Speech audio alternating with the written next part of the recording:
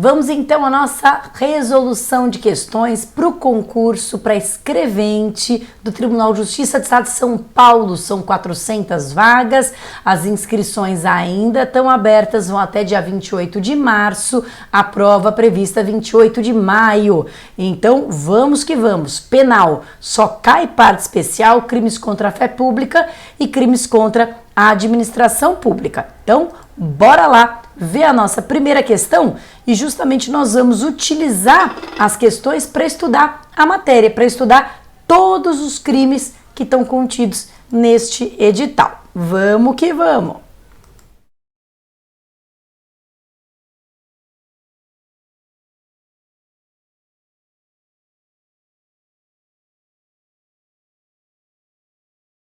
Aqui. Agora sim. Tava esquisito, né? Muito bom. Então, lê comigo a questão e a gente vai resolvê-la juntos e depois vai ver a letra da lei, qual que é a resposta. O proprietário do veículo que indica falsamente outra pessoa como condutora do veículo no momento da infração de trânsito em formulário, notificação de multa da autoridade de trânsito, em tese pratica o crime de... Abre parênteses, você sabe que isso é uma coisa muito comum, passar a multa, né? Então imagina que você ali está estourado nos pontos, cometeu uma infração de trânsito, chegou a multa no teu nome e você, para não absorver aqueles pontos, coloca ali no formulário que era tua esposa, o teu marido que estava dirigindo o veículo. Não pode, isso é crime.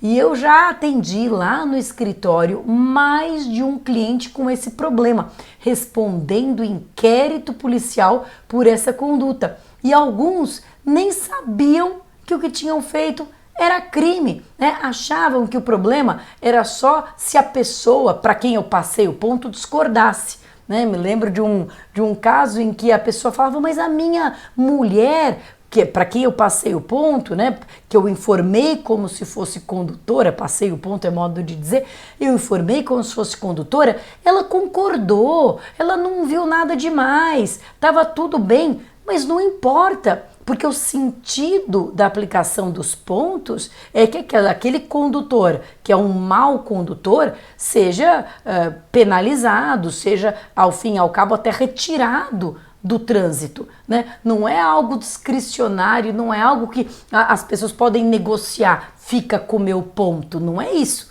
né? O ponto é uma penalização pela condução perigosa, pela condução negligente, enfim, daquele veículo. Então, primeiro de tudo, é que tem que saber que é crime. Não importa se a pessoa concordou, se ela não ligou, né? É crime. Mas que crime que é? Então, vejamos. Falsidade ideológica, falsificação de documento particular, falsificação de documento público, uso de documento falso, falsa identidade. Eu imagino que você possa ficar na dúvida entre falsificação de documento particular, falsificação de documento público, que são aí os mais, né, que poderiam ser mais parecidos. E aqui eu tenho uma dica matadora. Nós temos basicamente, em termos de falsidade documental, dois tipos de falsidade do documento: a falsidade material e a falsidade ideológica. A falsidade material é uma falsidade realmente no documento. Então, digamos que eu tenho aqui um documento e que eu consigo apagar aqui um nome, fazer outro nome, rasurar, enfim, eu falsifico o papel. Tô falando papel, claro que ele até pode ser um documento informatizado, mas eu falsifico o papel. Tanto que uma característica da falsidade material é que a falsidade material ela sempre é detectável por perícia. Se eu fizer uma perícia, eu vou ver que essa letra foi apagada, que isso aqui foi rasurado. Isso é a falsidade material.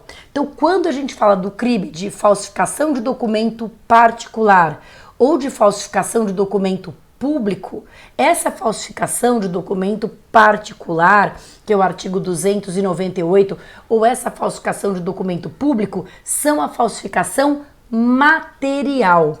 Nesse caso, não foi isso que aconteceu. Se for feita uma perícia naquele formulário, não vai encontrar, não vai detectar nenhuma falsidade. Não tem nada rasurado, não tem nada apagado, não tem nada adulterado, né? Eu fui lá, preenchi o formulário ali da multa e disse que era o meu marido, disse que era o Alexis que estava conduzindo.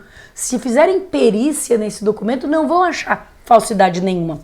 Porque a falsidade não está no papel, a falsidade não é material, é uma falsidade na ideia.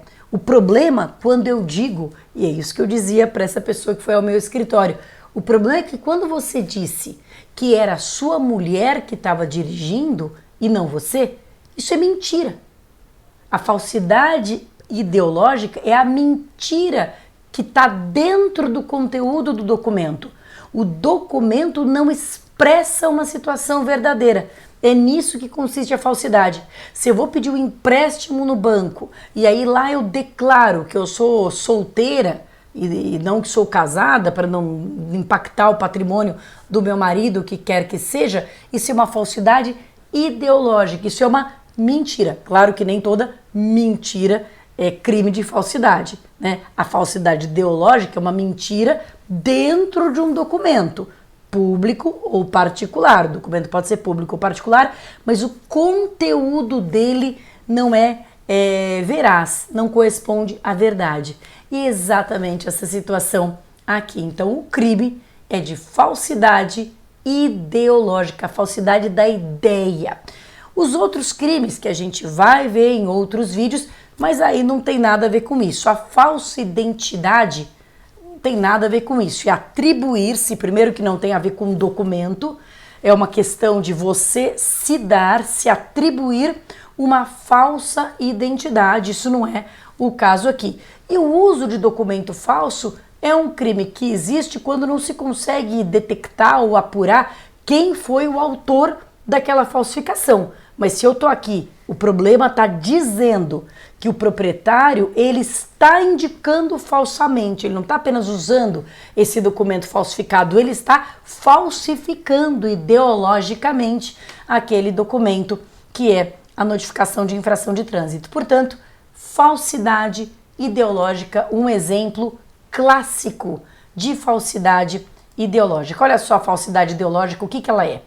Omitir em documento público ou particular declaração que dele devia constar ou nele inserir ou fazer inserir declaração falsa diversa da que deveria ser escrita ou diversa da que deveria ser escrita com o fim de prejudicar direito, criar obrigação ou alterar a verdade sobre fato juridicamente relevante. Então, no caso de eu indicar que estava conduzindo o meu veículo outra pessoa, eu estou inserindo uma declaração falsa nesse documento e alterando com o fim de alterar a verdade sobre um fato juridicamente relevante. O fato juridicamente relevante é quem foi, de fato, o mau condutor, quem foi o condutor que de fato praticou aquela infração de trânsito, que por isso precisa ser penalizado. Note que a pena é diferente se o documento for público ou se for particular. Reclusão de 1 a 5 anos de multa se o documento é público e de 1 a 3 anos, reclusão de 1 a 3 anos de multa se o documento é particular. Se a falsidade ideológica, portanto, é de documento particular, a pena é menor. E o último detalhe, que não foi cobrado nessa questão, mas que a prova da VUNESP adora pedir, letra de lei, causas de aumento de pena, porcentagens, se é e-multa ou multa, e aqui é e-multa. Então vamos lá, parágrafo único.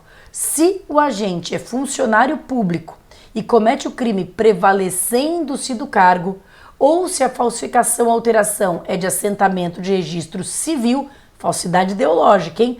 Aumenta-se a pena de 1/6 parte. Então, se quem falsifica ideologicamente é um funcionário público prevalecente do cargo, ou se a falsidade ideológica é de assentamento de registro civil, é uma falsa declaração que se presta no momento de se realizar o registro civil, nesse caso aumenta-se a pena de 1/6. Tá certo? Então agora você já sabe o que é o crime de falsidade ideológica, de quebra, já sabe um pouquinho o que é a falsidade documental ou falsidade material de documento público ou particular. E nos próximos vídeos com as outras questões, a gente vai cada vez entendendo mais onde esses crimes se parecem e onde eles se diferenciam. Então, bons estudos e até a próxima!